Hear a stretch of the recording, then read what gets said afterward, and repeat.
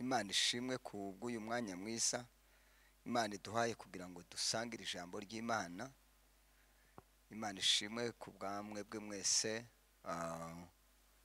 muri imbere yacu kugira ngo twumve icyo Imana ishaka kuvugana natwe. Bahaye kaze mwebwe mwese kugira ngo dusangire ibyo kurya by'umutima, ibyo kurya by'ubugingo. Murakaze, Imana irabishimiye, nanjye ndabishimiye. Paye kaze nanone abantu badukurikirana ku murongo w'ikoranabuhanga, nshuti bavandimwe, murakaze namwe kugira ngo dusangire ibi byiza, kandi turabakunda kandi turanabashimira no gukurikirana ijambo ry'Imana, kuko ni amahirwe menshi Imana iba yatanze. Reka dusomere ijambo ry'Imana riri muri Zaburi 31 n'umurongo wa 16a. Ndasoma muri Bibiliya yera, nsome no mu ijambo ry'Imana. Turaza gusoreza mu byakozwe n'intumwa igice cya mbere murongo wa 6 n'umurongo wa 7. Haravuga ngo ibihe byanje biri mu maboko yawe, ibihe byanje biri mu maboko yawe. Bibiliya ijambo ry'Imana ryo rikavuga ngo ibizambaho ni wewe ubigenga, ibizambaho ni wewe ubigenga. Ibyakozwe n'intumwa igice cya mbere umurongo wa 6 n'umurongo wa 7 haravuga ngo ibihe byanje biri murantunga. Nuko bamaze guterana baramubaza bati, mbese mwami, iki nico gihe wenda kugaruriramo ubwami Abisiraheli? Murongo wa 7 haravuga ngo arabasubiza ati, si ibyanyu kumenya iby'iminsi cyangwa ibihe data yagenye, ni ubutware bwe wenyine. Turashimira Imana ko Imana iduhaye umwanya kugira ngo tuganire ijambo ry'Imana. Natekereje ko turi buze kuganira ijambo rivuga ngo Imana ni umugenga w'ibihe. Imana ni umugenga w'ibihe. Imana ni umugenga w'ibihe. Dawudi yanditse ijambo aravuga ngo ibihe byanje ngo biri mu maboko y'Imana. Ibihe byacu biri mu maboko y'Imana. Turaza kugaruka kuri aya magambo. Noneho ijambo ry'Imana ryo ngo rize kuvuga riravuga ngo ibizambaho ni wewe ubigenga. Dawudi ati ibihe byanje, ibihe bitubaho, ibihe tugenderamo, ibihe dushikamo, ibihe ducamo, Dawudi aravuga ngo biri mu maboko y'Imana. Ijambo ry'Imana ryo rikavuga ngo ibizambaho ngo ni wewe ubigenga. Imana ishimwe ko hari ibintu Imana yatanze, ariko hari n'ibindi Imana yatwimye. Bibiliya iravuga ngo umuntu Imana yamuremye mu shusho ye, kandi ngo imurema asa nawe, ngo imuhumekeramo umwuka w'ubugingo. Imana iduha ubwenge, Imana iduha gutegeka, Imana iduha ubushobozi, Imana iduha ibintu byinshi cyane. Ariko hariho ikintu nasanze Imana yatwimye, yimye umuntu. Yamwimye kumenya igihe. Ndaza kubigarukaho. Abisiraheli bamaze kuba mu bibazo, bagira intambara, bagira ibibazo, baratotezwa.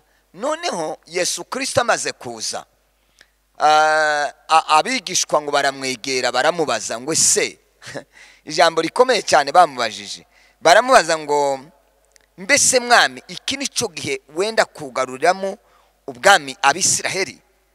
Kubera yuko bari bafite ubwo buhanuzi, ayo makuru bari bayafite, ariko kandi ntibamenye igihe, ntibamenye ibihe ese ni ryari. Hari amagambo amwe twayagenye ngo nayo kwigisha iki gihe, bigatuma abantu batayamenya ngo bayatahure, twayigishije icyo gihe kitaraba. Hari igihe iyo abantu babuze abantu, hariho amagambo tuba dukunda kubigisha, kandi rimwe na rimwe hari igihe batanayumva, twayigishije abantu ari bazima, batabuze umuti, utabuze umuntu, nta muntu wapfuye, nta byago. Ngira ngo wenda niho abantu bashobora kubitahura cyane. Noneho ngo aze kubasubiza, Yesu niwe wabasubije, arababwira ngo si ibyanyu kumenya iby'iminsi cyangwa ngo ibihe data yagenye. Naratangaye buriya abanyabwenge b'iyi si hari ikintu bayobewe n'igihe. Abatunzi b'iyi si bayobewe igihe. Abategetsi n'abatware n'abakomeye hariho ikintu bucabayoboye n'igihe.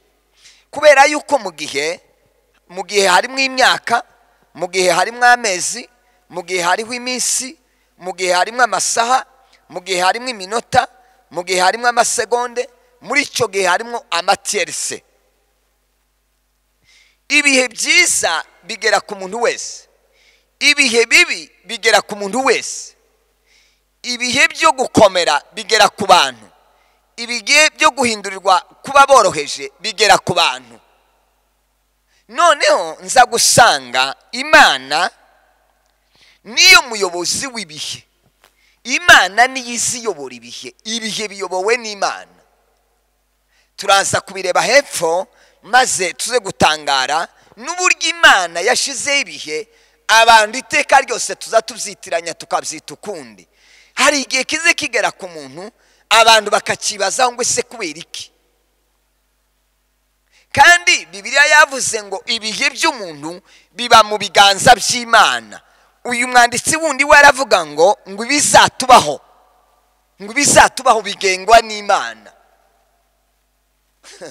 Ni ukuvuga ngo ibigenda bitugeraho biba mu maboko y'Imana, si ikindi. Hari igihe umuntu azageramwe abantu bakavuga ngo ariko ngusarenga uyaza kugira gutya. Oya, nta buryo. Ibihe byacu byagenwe n'Imana. Kubaho kwacu, ubuzima bwacu, imibereho yacu iba mu kiganza cy'Imana.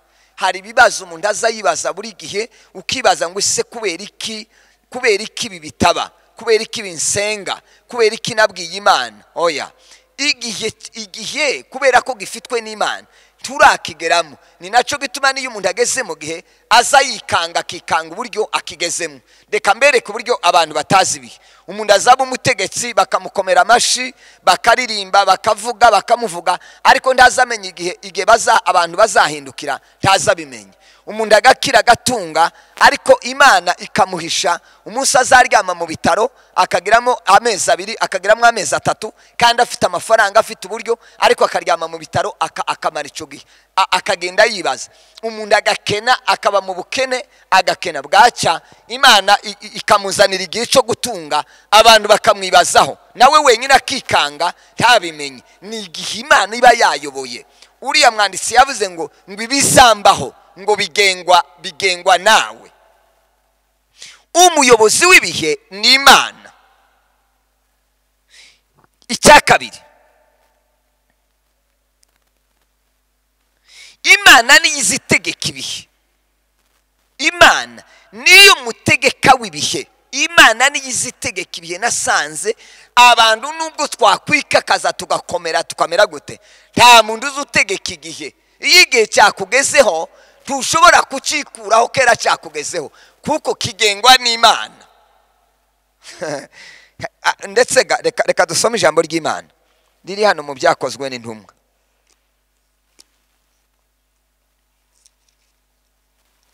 Ibyakozwe n'Intumwa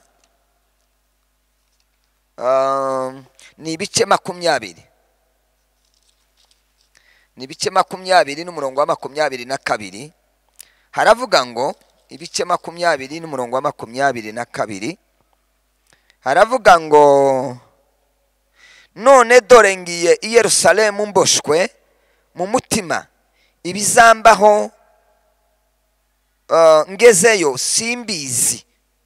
23 keretse yuko umwuka wera ampamiriza mu mudugudu, ampamiriza mu midugudu yose yuko ingoyi n'imibabaro bintegereje.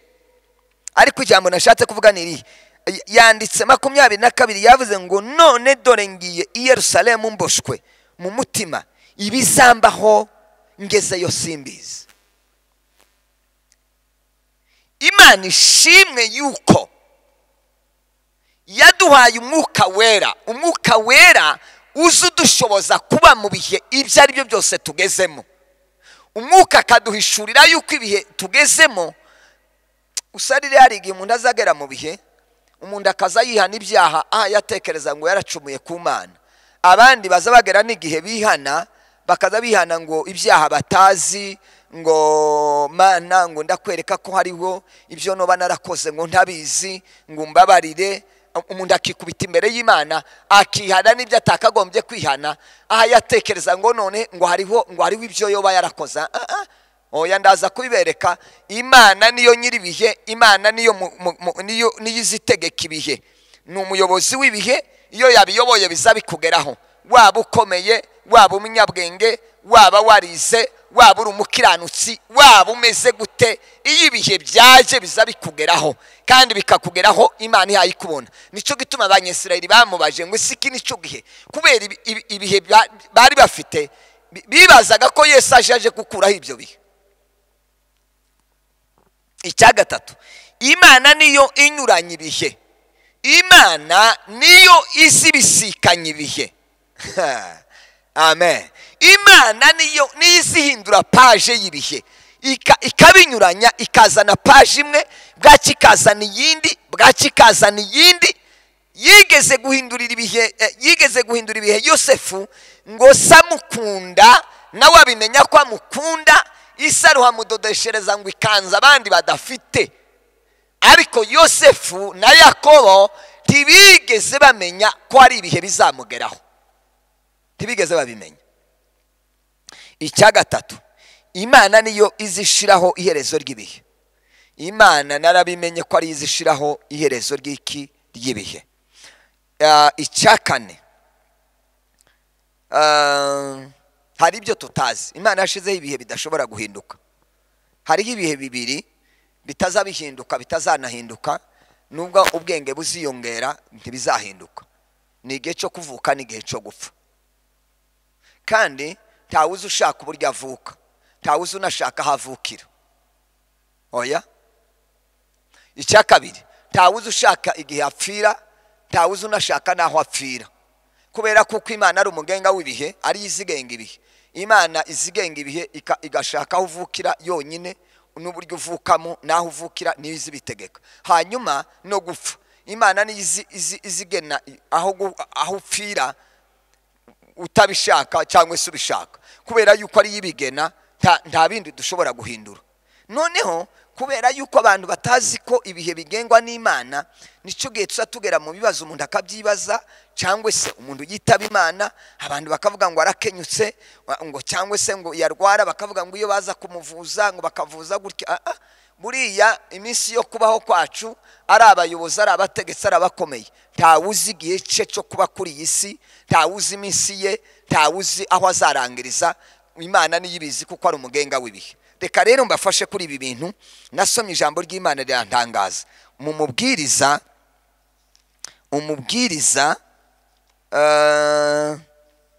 ni ibice bitatu. Mubwiriza ni ibice bitatu, n'umurongo wa mbere. Mubwiriza ibice bitatu n'umurongo wa mbere, haravuga ngo ikintu cyose kigenerwa igihe cyaco, n'icyagambiriwe munsi y'ijuru cyose gifite umwanya wacu. Uyu mwanditsi yanditse avuga ikintu gikomeye. Ikintu cyose kigenerwa igihe cyacu. Umuntu wese yagenewe igihe cye, ari abo mubona bakomeye, ari abanyabwenge, ari abatunzi, ari abakene, ari abaswa, ari abantu baciriritse. Umuntu wese yagenewe igihe cye. Kandi ngo icyagambiriwe munsi y'ijuru ngo gifite umwanya wacu. Umuntu wese afite umwanya wo kubaho, umuntu wese afite umwanya wo gutunga, umuntu wese afite umwanya wo kwiga, umuntu wese afite umwanya w'ubuzima guhinduka. Ibyo ngibyo ni ibyagambiriwe munsi y'ijuru, bidashobora guhinduka, nta wabigarura, nta wabihindura. Kandi ibihe biza bigera ku ukomeye bikakemera kuworoheje, ibihe biza bigera ku munyabwenge bikagera ku muswa, ibihe biza bigera ku mutunzi bikagera no ku mukene, ibihe biza bigera ku bavuga butumwa no ku bashumba, ibihe biza bigera ku baririmbyi, ibihe biza bigera ku bakiranutsi. Ibihe bizabigera ku muntu uwo ari we wese, ariko kuko Imana ariyo mugenga w'ibihe izigera igihe ikabihindura kubera ko ariyo mugenga w'ibihe. Ngira ngo nagufasha kwitonda no kwiyorosha, kubera iki none kumeze siko uzamera ejo, kandi ubona ko ameze none siko azaba ameze ejo. Uwo ubona yoroheje ejo wasanga akomeye, uwo utekereza ko akomeye ejo wasanga yoroheje. Kubera iki? Kuko Imana niyo mugenga w'ibihe. Imana niyo yashiriyeho umuntu iminsi yo kubaho, kandi Imana iyo minsi igeze Imana iziyihindura. Salomo avuga ijambo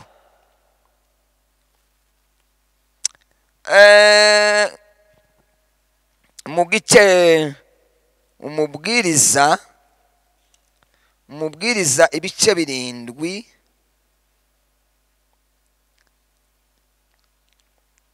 Reka tubanze dusome hano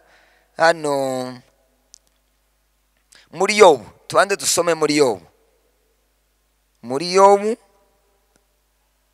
Yobu ni igice cha 14. Yobu igice cha 14. Yobu igice cha 14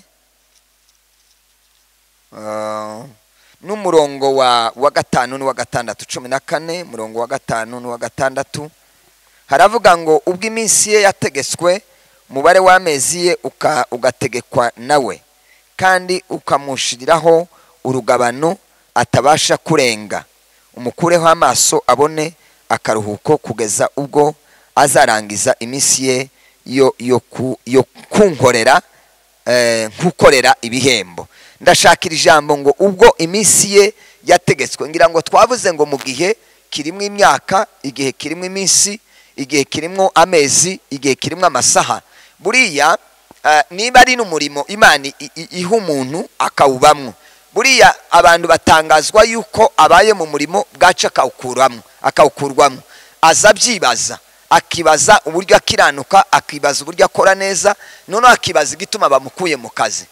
Kubera kutabimenya nuko buri kintu cyose Imana yagishiriyeho iminsi. Umuntu ari ukomeye ari uworoheje, buriya twese turi mu isi Imana yaradushiriyeho iminsi ntarengwa. Twashiriweho iminsi, twashiriweho amezi umuntu adashobora kurenga. Ni ukuvuga ngo ibyo tubamwo Imana yabigeneye igihe, ari ibihe by'ibyishimo bifite igihe, ari ibihe by'umubabaro bifite igihe, ibihe byo kunezerwa bifite igihe, ibihe byo gutunganirwa bifite igihe, igihe cyo kuba muzima mu mubiri no mu mwuka bifite igihe. Iyo bihindutse ntibikadutangaze kubera iki? Nuko bifite igihe byagenewe. Imana yabishizeho igihe tudashobora kurenga. Noneho Dawudi ngo aze kwandika we avuga ikintu gikomeye gitangaje.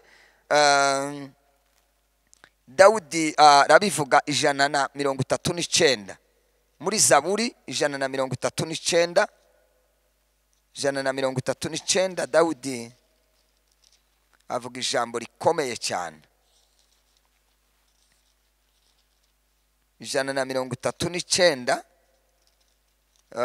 muri Zaburi haravuga ngo n'umurongo wa 16 haravuga ngo nkiri urusoro amaso yawe yarandebaga. Dawudi ngo aje kwandika kugira ngo agaragaze neza ko Imana ari umugenga w'ibihe, kubaho kw'abantu kwagenwe n'Imana.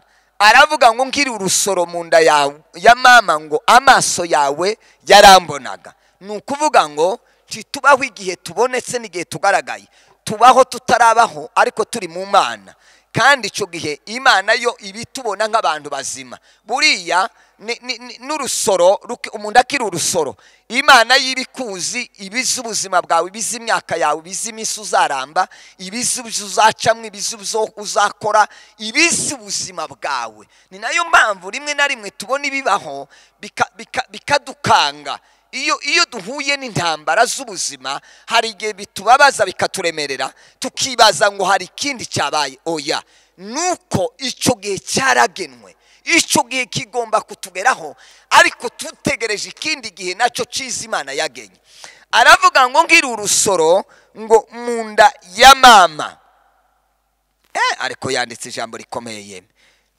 16 haravuga ngo nkiri rusoro amaso yawe yarandebaga, mu gitabo cyawe handitswemo iminsi yanje yose. Ni ukuvuga ngo iminsi yacu, imibereho yacu, kubaho kwacu muri iyi si kwandikwa tutarabaho. Imana iziturema ikaturema ikandika ngo iminsi tuzabaho, ikandika imyaka tuzabaho, ikandika amasaha umuntu azarama, ikandika n'umunsi. Iyo minsi yigeze, umuntu ari mu nzu, umuntu ari ku gitanda, umuntu ari mu muhanda, umuntu ari mu modoka, umuntu yafungura azarangiza. Ninga kurya k'umuntu nuko tutaza tubimenya, ninga kurya k'umuntu wawe telefone.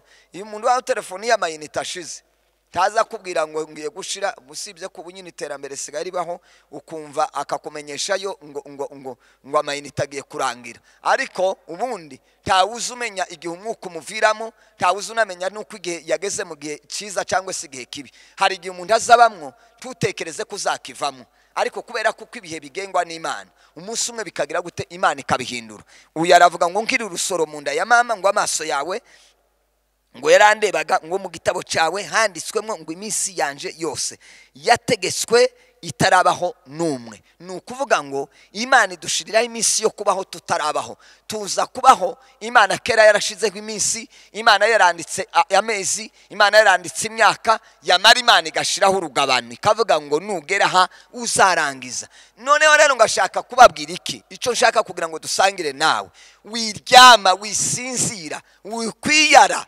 witekereza ngo uracyafite imyaka myinshi. Uko niko wibwira, nanje niko nibwira, uko niko tuvuga, uko niko tubwira abandi. Hari abantu bafite amaproje ateganijwe wenda mu myaka ngo ngitanu cyangwa imyaka 10. Hariho abandi bavuga ngo turi muri wenda 24 50. Hariho abantu bafite iyo migambi, hariho abantu bategura ibintu bikomeye cyane. Ariko Bibiliya iravuga, muri Zaburi iravuga ngo utwigishe kubara iminsi yacu kugira ngo utunge imitima y'ubwenge. Imana iduha ubwenge tumenye ko umugenga w'ibihe iminsi yacu yo kubaho ntitubayeho kuko dushaka ko tubaho. Oya, ntitubayeho kuko tumenya kwitunganyiriza ibintu. Oya, tubayeho kuko ibihe byacu bikiriho Imana ikiyabibara. Kubera yuko utazi ibihe byawe, nanjye simenye ibihe byanjye. Kubera yuko utazi amezi usigaje, nanjye sinamenye. Kubera yuko utazi iminsi usigaje n'amasaha, byaba ari byiza nagukangurira gushaka Imana, kwizera Imana, kwiyegereza Imana, gusabana n'Imana, gutunganira Imana, gushaka mu maso h'Imana, kwirinda ikibi cyose gishobora kugutandukanya n'Imana. Kuko ku mugoroba ntuhazi, mu gatondo ntuhazi, mu gicuku ntuhazi, nyuma y'amezi ntuhazi, nyuma y'amasaha ntuhazi. Niyo mpamvu ijambo ry'Imana ryatubwiye ngo Yesu abwira abigishwa cyangwa se abwira abanyesirayeli, arababwira ngo iby'ibihe si ibyanyu n'iby'iminsi si ibyanyu, ngo ibyo ngibyo byashizwe mu maboko y'Imana. Abakomeye n'abategetsi, abanyabwenge n'abatunzi. Mwibuke wa mutunzi umwe ngo wigeze kuvuga ngo amaze gukira, aravuga ngo azahindura ibigega, ngo azahindura ibigega. Namara guhindura ibigega byiwe, ngo narangiza ngo azabwira umutima we ngo nurye ngo unywe. Noneho marayika ngo araza aramubwira, ngo umuntu araza aramubwira ngo wagipfuwe kitagira ubwenge, ngo ubugingo bwawe urabwakwa ngo rino joro. ngo ese nubwakwa ngo ibintu bizaba ari ibyande. Witekereza kuzarya ukanywa, witekereza ngo ubwo ufite ibintu byinshi, ngo niko ntibikongera imyaka, ntibikongera n'iminsi, ntibikongera no kubaho. Ikitwongera kubaho ni Imana niyo ifite iminsi yacu mu kiganza cyayo. Imana ibafashe, Imana ibaheze umugisha. Reka twitegure tube maso kuko tutazi umunsi. Data, mu izina rya Yesu Kristo turagushimiye. Dushimiye ijambo ryawe ko rifite imbaraga ku buzima bwacu, kandi niryo zariduhesha kuba maso no kwitegura. Abantu boye kusinzira, boye kuryama batekereza ngo bafite imyaka myinshi, kandi ibihe biri mu maboko y'Imana. Data, niwe ugenga ubuzima bwacu, niwe utubeshejeho, niwe utuma turamba, niwe utuma turamukaho. Niyo mpamvu tugomba kwitegura umunsi ku munsi, kugira ngo umunsi bya bihe byabisikanije, umunsi wacu niwagera tuzagusanganire. Icyubahiro, ubwami n'ubutware bikugarukire. Mu izina rya Yesu Kristo dusenze, amen.